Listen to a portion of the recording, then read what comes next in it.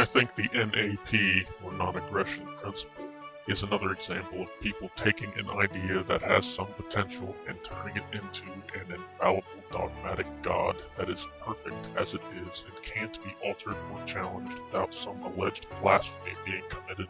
Here is Stefan reading part of what I'd say was a very thoughtful objection to the NAP as Stefan defines it.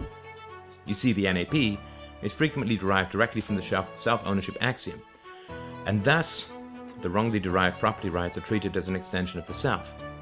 Therefore, one can then treat violation of private property rights as an act of initiated force, even though no actual violence or threat of violence has been perpetuated. This in turn is used as a cause to use actual violence.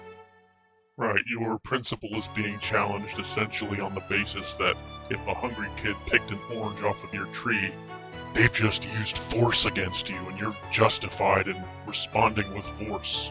Basically, there's no way to consistently apply a virtue called the initiation of force is good, is universally preferable behavior, is the ideal human standard of behavior. That doesn't demonstrate that the initiation of force can never be warranted. And if anyone in the world were actually suggesting that the initiation of force itself could be a good or universally preferable virtue or the ideal human standard of behavior, then your point might not be completely irrelevant. Because in order for it to be force, it has to be resisted, right? So if I come up to you in an alley and stick a knife in your ribs and demand your wallet, it's only force if you don't want me to do it.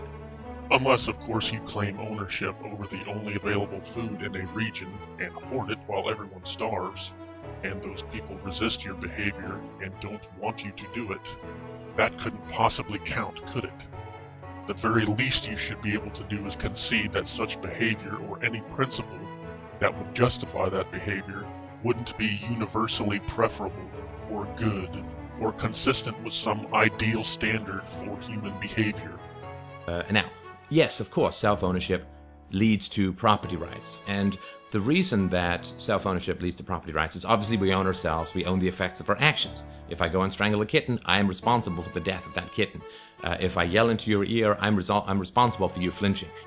And if you used the NAP to justify hoarding food from starving kids, or shot a kid for taking a piece of fruit that fell from one of your trees, you'd be responsible for the outcome. Possibly until you flash your NAP license to kill. I agree that a lot of the defenses of property rights are not stellar. Right. Not stellar. Anyway, bottom line, concepts like property rights can be useful, but they are inventions and tools, not gods that shouldn't ever be questioned.